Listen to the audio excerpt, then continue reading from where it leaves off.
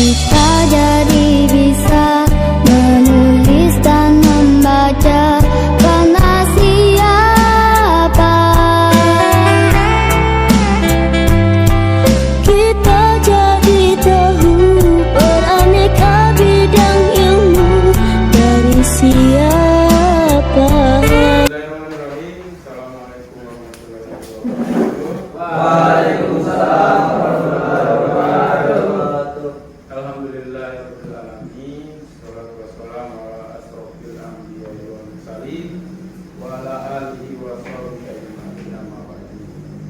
Yang Pak Guru banggakan, anak-anakku peserta didik, dalam kesempatan ini kita masih diberikan nikmat sehat sehingga kita dapat melaksanakan kegiatan aktivitas kita, yaitu kegiatan proses belajar mengajar.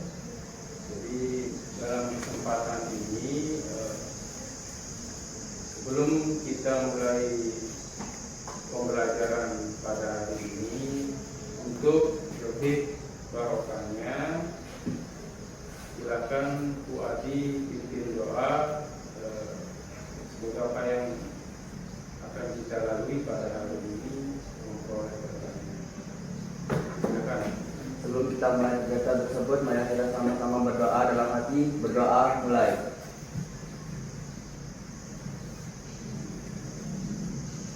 Berdoa selesai. Jadi anak-anakku perlu absensi dulu ya, apa yang hadir hari ini dan tidak hadir ya. Ya, Abdul Hanan Hadir. Ahmad Dhani Kurniawan, Hadir. Ahmad Rifaldi Budi. Hadir. Ada yang belum disebut namanya? Oh iya, Wahyu. Hadir, Pak. Oke, terima kasih ya. Jadi kalau ada temannya yang tidak hadir atau dalam keadaan sakit, semoga nanti cepat sembuh ya. Amin. Ini adalah sebenarnya alat pengangkat tangan. Jadi keterkaitan dengan materi yang sebelumnya itu materi APD dan keselamatan kerja. Jadi intinya keterkaitan antara ketiga materi itu atau materi sebelumnya itu pada penggunaannya. Jadi kalau kita menggunakan alat pengangkat tangan itu harus menggunakan APD supaya kita selamat. Jadi seperti itu. Jadi kira-kira dari materi yang sebelumnya ada pertanyaan? Sudah paham semua ya? Materi kita untuk hari ini ya, seperti yang Pak Guru bilang tadi, adalah alat pengangkat tangan ya. Jadi alat pengangkat tangan itu nanti yang terpenting di materi ini adalah bagaimana kalian teknik pengoperasian. Itu yang pertama ya, tekniknya ya. Yang kedua adalah prosedur pengoperasian. Yang ketiga berarti ke pengoperasian. Seperti itu ya. Jadi yang tiga itu tidak boleh lepas dari kegiatan pembelajaran ini ya. Kalau nanti kalian tekniknya tidak sesuai dengan prosedurnya, pada saatnya nanti dalam proses pengoperasian tidak sesuai dengan yang diharapkan ya. Jadi kita di kesempatan ini yang menjadi kompetensi dasar kita ini, jadi kompetensi dasar itu ada yang namanya pengetahuan dan keterampilan. Kita yang di SMK tidak lepas dari dua kompetensi ini ya. Jadi kalian akan mendapatkan pengetahuan dan kalian akan mendapatkan keterampilan. Jadi yang dua ini ya. Jadi yang kompetensi dasar untuk pengetahuannya itu dikatakan 3.1 ya, menerapkan teknik pengoperasian pengangkat tangan. Yang kedua itu yang untuk keterampilannya adalah mengoperasikan pengangkat tangan, alat pengangkat tangan. Jadi pengembangan dari kompetensi yang tadi atau kompetensi dasar itu ya ada namanya tujuan pembelajaran. Jadi tujuan pembelajaran itu yang pertama tadi yang sudah Pak Guru sebutkan adalah pengetahuan dan keterampilan. Jadi kalau ranah pengetahuan itu nanti kalian, nah ini pertemuan kita yang hari ini ya, akan membahas masalah pengetahuannya. Untuk minggu depan itu kita akan membahas masalah keterampilan. Jadi kita harus matang di pengetahuannya ya. Jadi nanti di pengetahuan ini kalian melalui literasi media yang ada ya. Jadi peserta didik diminta di sini untuk menelaah teknik pengoperasian. Nah, menelaah itu ya berarti merincikan, jadi memahami sebenarnya apa itu teknik pengoperasian. Ya. Yang kedua melatih teknik pengoperasiannya. Jadi kalian akan dilatih ya kalau menggunakan alat perkakas itu bagaimana prosesnya seperti ya. Nah yang kedua sekarang yang Pak Guru perlu menyampaikan walaupun nanti di pertemuan nanti kita bahas biar ada keterkaitan antara pengetahuan dan keterampilan. Jadi keterampilan ini melalui media, alat peraga peserta didik dapat pertama mendemonstrasikan alat perkakasan. Jadi mendemonstrasikan itu ya kalian menggunakan peralatan itu nanti ya untuk kalian praktik. Yang kedua mengoperasikan. Jadi kalian mengoperasikan ya seperti tadi ya di penjelasan awalnya tadi materi itu ada prosedur di sana teknik ya dan pengoperasian seperti itu. Sampai di sini kira-kira ada yang mau bertanya tentang alat perkakas itu seperti apa begitu?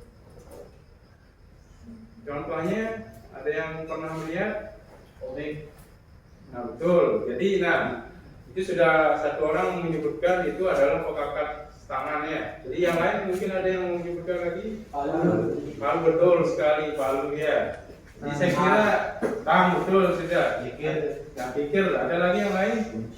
Nah jadi saya kira kalau saya melihat dari jawaban anak-anakku tadi saya lihat itu secara tidak langsung kalian sudah mengetahui sebenarnya ya. Jadi seperti itu ya.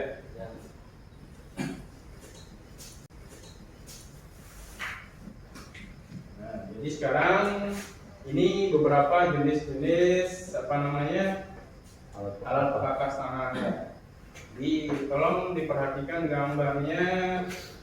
Coba mana yang kira-kira di gambar Pak Guru tampakkan ini ada yang tahu alat perkakas tangan? Apa? Coba sebutkan Pak Guru. Betul sekali. Topik, coba lihatkan Pak Guru lagi ya. Ada yang tahu alat perkakas tangan di sini? Obeng, betul sekali. Saya kira semuanya pernah lihat ya di dalam kehidupan sehari-hari ya. Jadi silakan ada yang mesti ditanyakan lagi dari ini ya. Ada?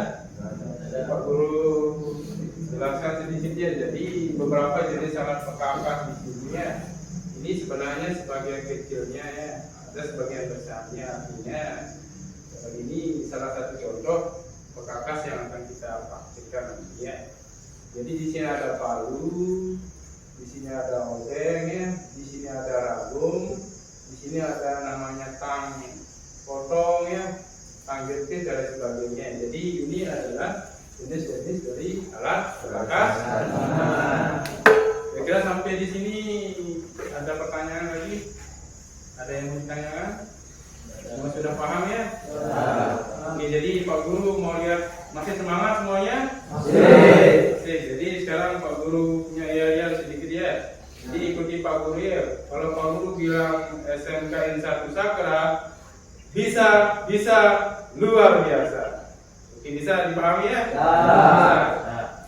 SMKN 1 Sakra bisa luar biasa.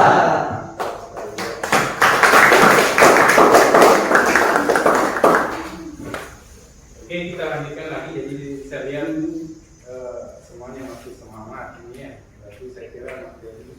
menarik ya. Jadi susunan alat perkakas tangan itu ya, jadi ini meja ya. Jadi kalau kita menggunakan alat perkakas tangan itu juga tidak sembarangan ya. Jadi tidak hanya pada saat kita memakai kita lepas sembarangan. Jadi kenapa harus kita tata lagi ya, supaya kelihatan rapi, betul sekali ya. Ada lagi supaya kita misalnya kalau di lantai sekarang ya, kalau kita injak berarti berbahaya, betul. Jadi kita butuh yang namanya keselamatan ya. Kan sebelumnya sudah dijelaskan APD dan alat pelindung diri seperti itu ya.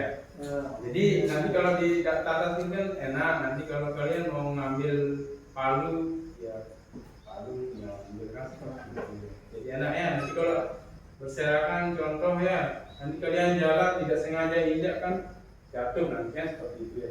Untuk keselamatan kerja namanya ya. Oke, selanjutnya ini ya. Jadi perkakas penyusunan alat perkakas ini kegiatan kita selanjutnya adalah LKPD, diskusi secara kelompok. Jadi LKPD itu adalah lembaga kerja peserta didik. Jadi di sini sebelum kita melakukan Pak Guru akan membuat diskusi sebenarnya ini menjadi 3 kelompok ya. 3 kelompok itu nanti tolong diskusikan. Tugas LKPD-nya adalah cari link video cara penggunaan alat perkakas tangan. Jadi nanti setelah menemukan videonya, Pak Guru minta nanti anak-anak itu amati dan analisa video itu. Nah, kira-kira di video itu sedang ngapain dia orang itu kan? Jadi sedang apa, alat perkakas tangan itu ya. Selanjutnya buat laporan singkat penggunaan alat perkakas. Jadi seperti itu. Kira-kira dari LKPD-nya bisa dipahami? Bisa ya? Gampang ya? Nanti kan tinggal cari di literasi, internet dan sebagainya. Nanti saya kira tidak sulit untuk membuat tugas LKPD-nya ya. Jadi Pak Guru buatkan kelompok begitu ya. Jadi 3 kelompok nanti. Tolong kelompok 1 di sebelah sini, kelompok 2 di kelompok 3 nanti ya. Kita sama-sama mendiskusikan tugasnya tadi ya, mencari link video yang menggunakan alat perkakas tangan. Jadi yang akan dipresentasikan hari ini adalah kalian setelah mengamati dan menganalisa di laporan itulah ya, nanti akan disampaikan masing-masing kelompok. Dan nanti tolong kelompok lain juga memperhatikan ya. Silakan kelompok 1. Baik, bismillahirrahmanirrahim. Assalamualaikum warahmatullahi wabarakatuh. Waalaikumsalam warahmatullahi wabarakatuh. Kami dari kelompok 1 ingin mempresentasikan hasil LKPD diskusi secara kelompok. Kami di sini menganalisis alat perkakas tangan yaitu palu. Setelah menganalisis video tersebut, kami memperoleh cara menggunakan palu. Yang pertama, pastikan kondisi alat pukul tersebut masih bagus dan layak pakai baik bagian kepala ataupun pegangan. Anda bisa memanfaatkan kacamata atau sarung tangan ketika objeknya sangat keras. Bagian kepala dari alat yang Anda ayunkan tersebut ternyata menyimpan sebuah energi kinetik atau energi gerak. Sumber dari energi kinetik tersebut tak lain berasal dari gaya yang ditimbulkan oleh kekuatan otot lengan serta gaya gravitasi. Selanjutnya, ketika kepala menyentuh target, maka akan terjadi benturan atau kekuatan yang berlawanan satu sama lain. Jika objek atau target merupakan benda yang keras, maka dapat dengan mudah menimbulkan keretakan, perpecahan atau tekanan yang pada objek tersebut. Baik, Cuma itu aja dari LKPD kami yang kelompok 1. Cukup sekian. Assalamualaikum warahmatullahi wabarakatuh. Jadi Pak Guru lihat dari hasil kelompok 1 setelah mempresentasikan tugasnya tadi ya. Jadi apa yang disampaikan oleh ketuanya atau Hanan tadi ya, itu sangat bagus sekali ya. Artinya kalau saya melihat dari tugasnya tadi ya, itu kelihatan di sana prosedur dari penggunaan palu. Jadi palu itu kita tidak sembarang menggunakan tanpa harus ada APD-nya. Jadi seperti itu yang Pak Guru simak tadi ya. Jadi ada APD-nya, prosedurnya dan cara pengoperasiannya. Jadi memang sudah bagus tugas yang diutarakan tadi, dipresentasikan oleh kelompok 1. Dan sekiranya sekarang mungkin ada dari kelompok lain yang ingin bertanya, silakan boleh bertanya. Oh ya, silakan kelompok berapa? Kelompok 2. Kelompok 2 izin bertanya. Dalam pekerjaan menggunakan alat kakas tangan, kenapa harus menggunakan APD lengkap seperti sarung tangan? Pada kenyataannya walaupun tidak menggunakan sarung tangan, kita bisa mengerjakan pekerjaan tersebut. 3. Baik, terima kasih atas pertanyaannya. Kami dari kelompok 1 akan menjawab.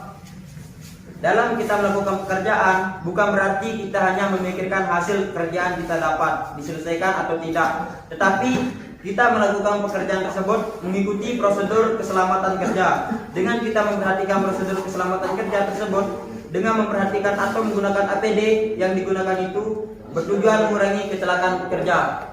Mungkin cuma itu jawabannya. Sekian, assalamualaikum warahmatullahi wabarakatuh. Jadi bagus sekali juga pertanyaan. Ya, jadi ketika memang kenyataannya ya dalam kehidupan sehari-hari ya, banyak yang melakukan pekerjaan itu ya menggunakan palu ya. Misalnya kalau kita mau mengukur paku ya, kadang-kadang kalau kita lihat di kehidupan sehari-hari itu, seseorang yang menggunakan palu itu dalam mengukur paku itu tidak menggunakan APD. Pada kenyataannya sebenarnya seperti itu ya. Jadi ya udah, kalau menemukan paku sama palu ya dipukul saja begitu ya. Jadi betul sekali tadi jawaban dari kelompok 1 itu sudah mewakili apa yang menjadi pertanyaan dari kelompok 2. Jadi kelompok 2 juga sudah bagus pertanyaannya seperti itu. Silakan, mungkin ada yang mau bertanya lagi. Hasil dari presentasi kelompok 1 itu sudah sangat jelas gitu ya. Jadi ada lagi yang ditanyakan? Oke, berarti silakan kelompok 1 kita dengarkan kira-kira kesimpulan dari LKPD-nya seperti apa ya, kita sama-sama dengarkan. Baik, kesimpulannya, palu menjadi sebuah alat pukul yang sangat multifungsi. Meski terlihat sangat simpel dan sederhana, namun keberadaannya mampu menjadi alat yang cukup efektif untuk membantu pekerjaan.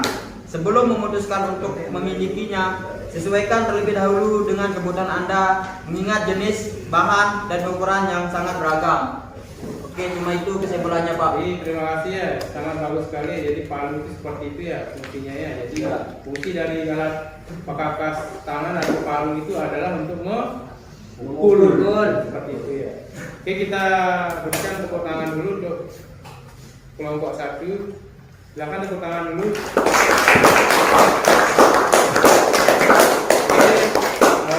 Selanjutnya Pak Guru minta untuk kelompok 2 untuk mempresentasikan hasil tugas LKPD-nya. Silakan, kami persilakan untuk kelompok 2.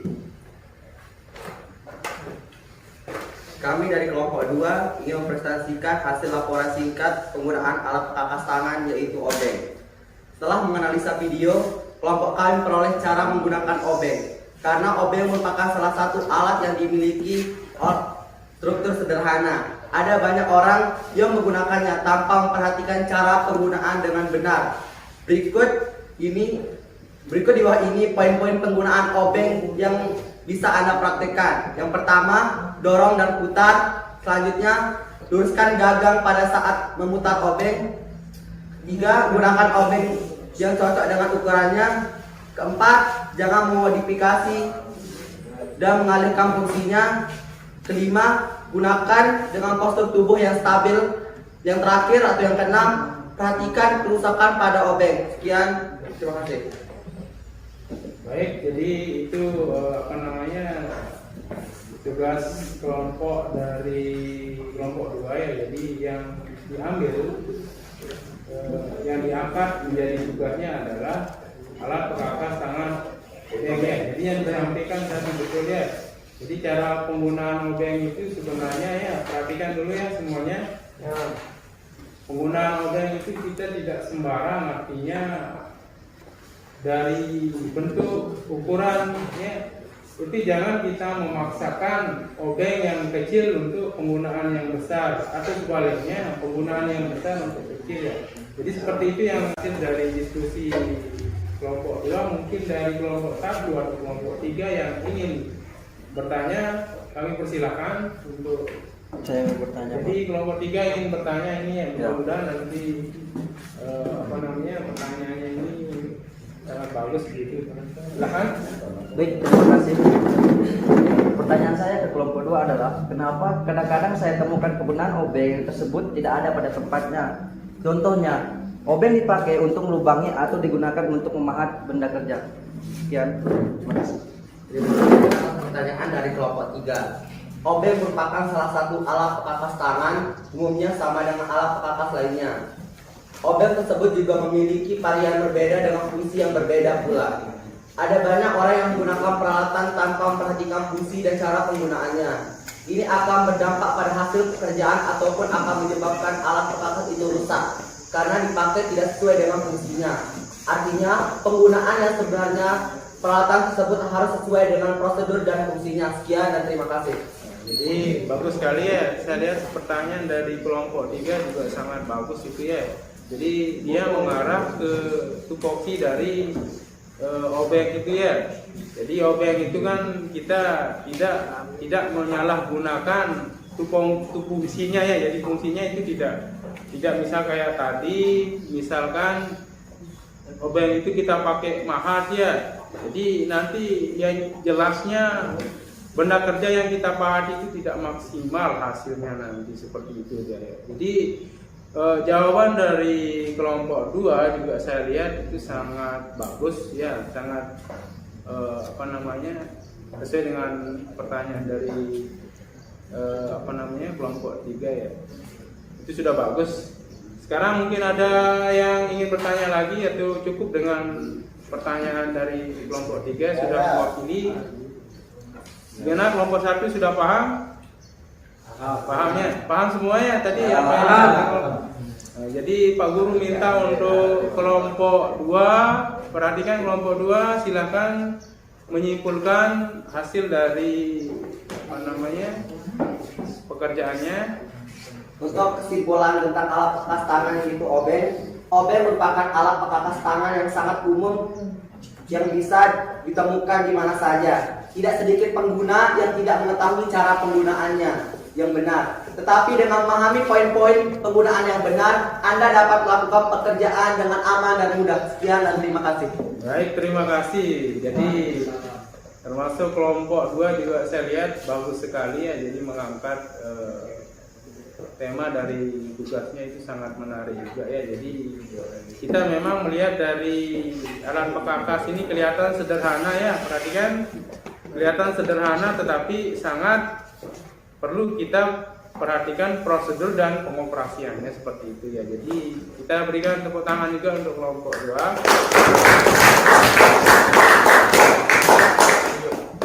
Oke, selanjutnya kelompok terakhir ya untuk kita sama-sama mendengarkan hasil diskusi yang menarik sekali hasil dari LKPD-nya ya. Kira-kira dari diskusi ini ada lagi yang mau bertanya sebelum kita Pak Guru menyimpulkan secara keseluruhannya? Ada yang mau bertanya? Enggak ada, Pak. Sudah paham semua ya? Ya. Masih bahasan sederhana ini ya.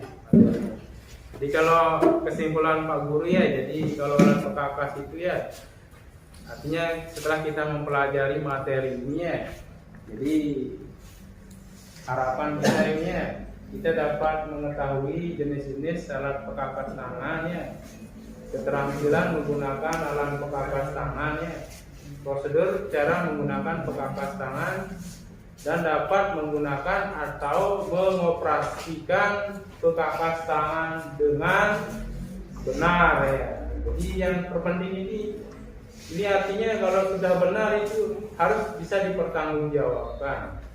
Artinya jangan menggunakan palu nanti untuk mukul temannya, tidak boleh itu ya. Seperti itu.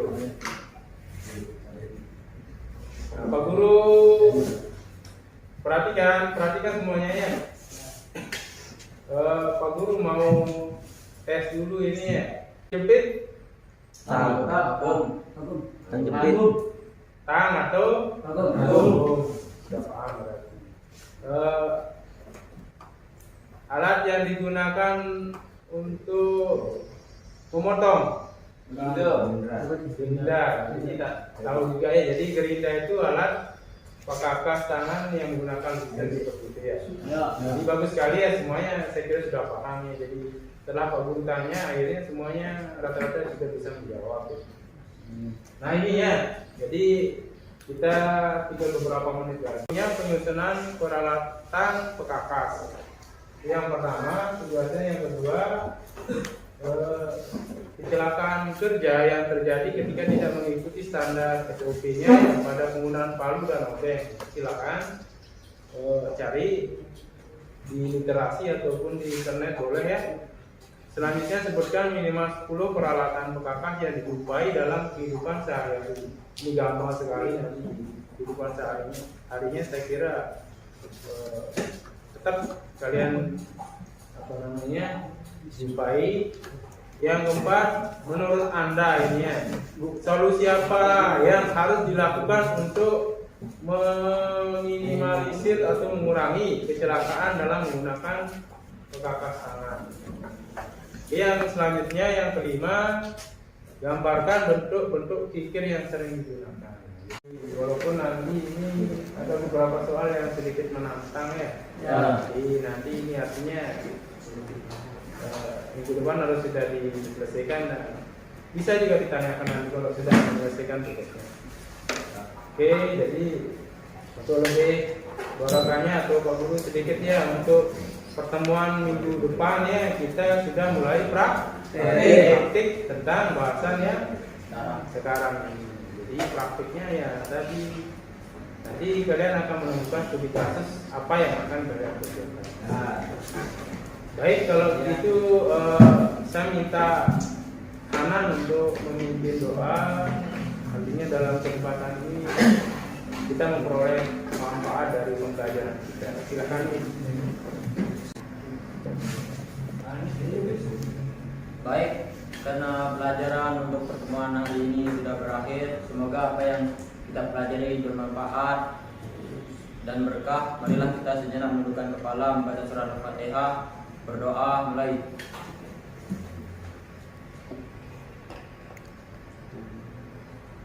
Selesai. Oke, jadi pertemuan kita